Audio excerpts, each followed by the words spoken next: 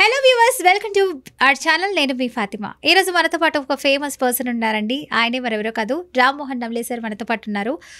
Educational advisor అండి. సార్తో మాట్లాడి పూర్తి వివరాలు తెలుసుకుందాం. నమస్తే సార్. నమస్తే అమ్మా. ఎలా ఉన్నారు సార్? ఇప్పుడు ఈ మధ్య కాలంలో మన వ్యూవర్స్ కొంతమంది కొన్ని కమెంట్స్ అయితే పెట్టారు. ఇప్పుడు 12th క్లాస్ పాస్ అవుతారు కదండి, ఆ తర్వాత కొంతమంది మనీ లేక సరిగా విద్యని చదువుకోలేకపోతున్నారు, అంటే డిగ్రీ ఇలాంటివి చేయలేకపోతున్నారు వాళ్ళు. సో అలాంటి వాళ్ళు 12th పాస్ అయిన తర్వాత ఎలాంటి ఎగ్జామ్స్కి ప్రిపేర్ అయితే బెటర్, ఎలాంటి జాబ్స్ చేసుకుంటే మంచిది అని అడగమంటున్నారు. జీవితంలో మూడే ఇంపార్టెంట్ ఫేజెస్ ఆఫ్ లైఫ్. ఏంటి సార్ అది? One is education, number 2 is employment or any type of earning, paid employment or self employment. మూడోది వివాహం చేసుకోవడము. వివాహంతో there ends the matter.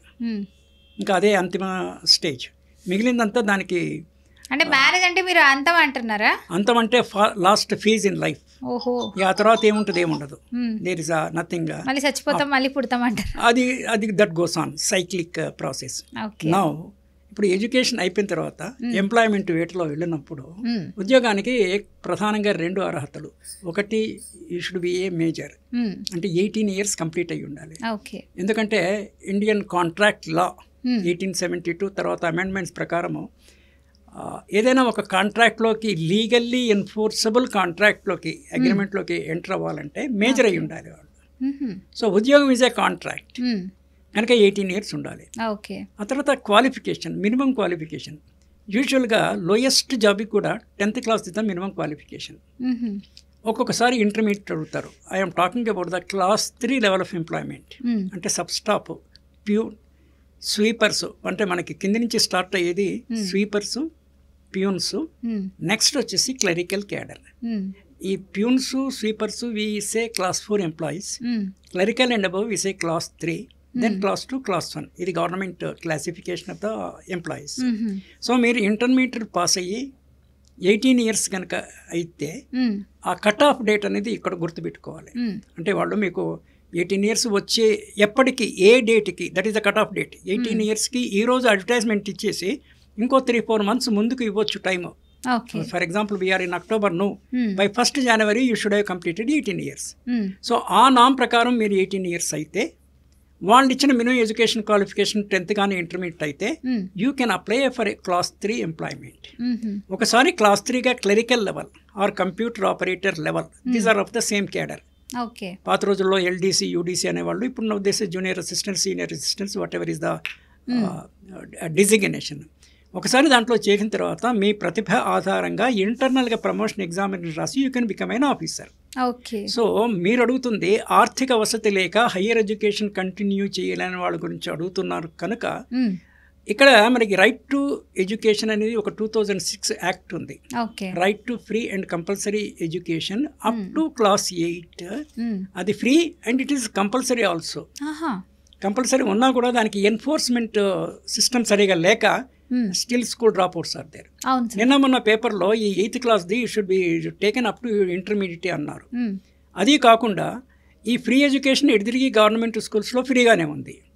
Private స్కూల్లో కూడా ఫీజులు where they correct the fees, they say that they should earmark, అంటే reserve 25% of the seats towards this free education for the poorer strata of the society.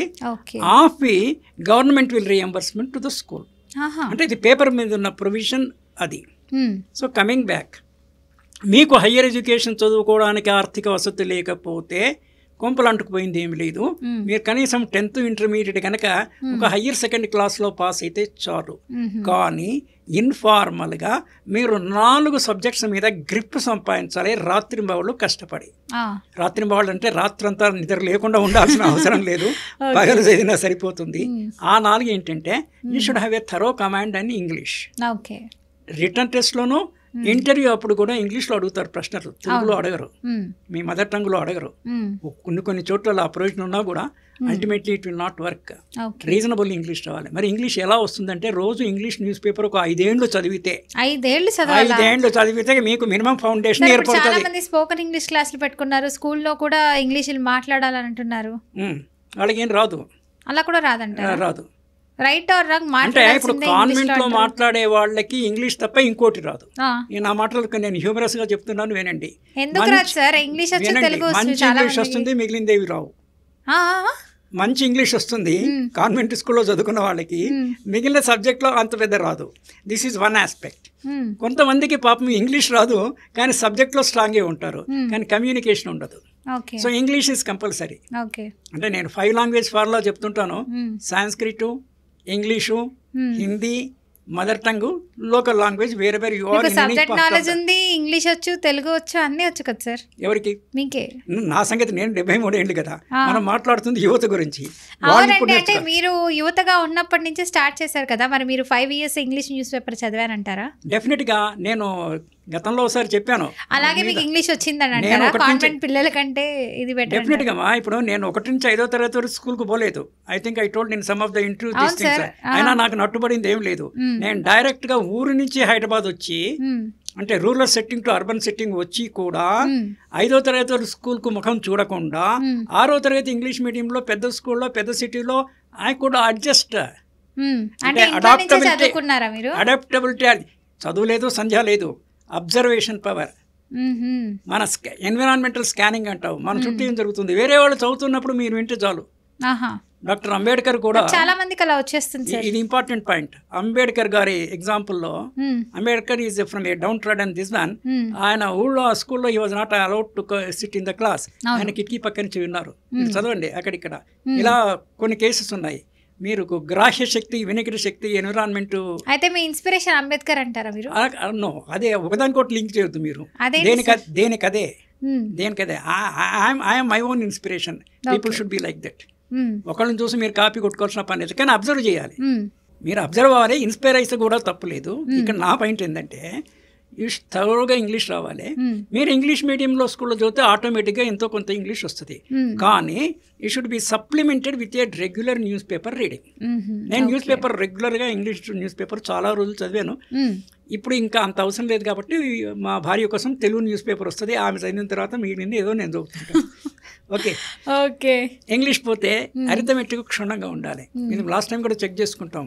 So English, arithmetic, రోజు news paper చదివితే general knowledge, ఆ తర్వాత English, logical sense, I power కూడా బాగుండాలి. అంటే చాలా మందికి బాగుంటుంది, కొంతమంది ఐక్యూ పవర్ అంటున్నారు.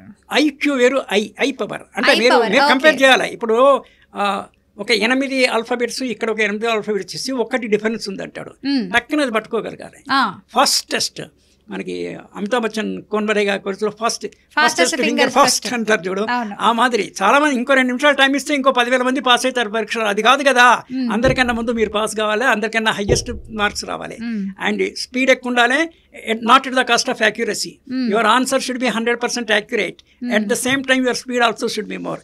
ఇలా ఉంటే మీకు క్లరికల్ లెవెల్ ఎగ్జామ్ ప్రమోషన్ దొరికితే, మీరు middle class, lower middle class family అయినప్పుడు మీ కుటుంబానికి ఒక ఆసరా దొరుకుతుంది.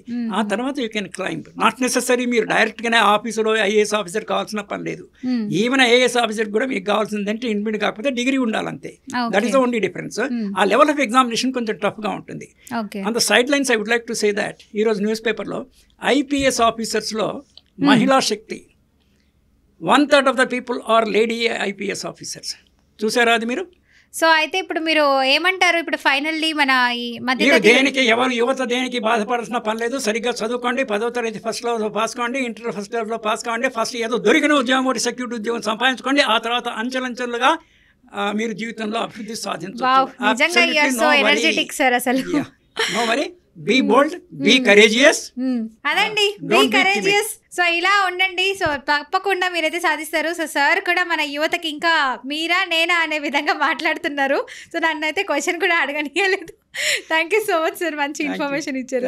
సో చూసారు కదా వ్యూవర్స్, మీకు కూడా ఇంకా ఏదైనా డౌట్స్ ఉంటే వెంటనే కింద స్క్రోల్ అవుతున్న నెంబర్కి కాల్ చేయండి. రామ్మోహన్ సార్తో మాట్లాడాలనుకునే వాళ్ళు కాల్ చేసి మాట్లాడొచ్చు, పూర్తి ఇన్ఫర్మేషన్ తీసుకొచ్చండి. లేదు మేము కమెంట్లో అడుగుతాం, మాకు కొన్ని డౌట్స్ ఉన్నాయి, క్వశ్చన్స్ అడగండి సార్ని అన్న కూడా కింద కమెంట్ రూపంలో క్వశ్చన్స్ పెడితే ఆ క్వశ్చన్స్ అన్ని నేను సార్ని అడగడం జరుగుతుంది. Thank you so much for watching అండి.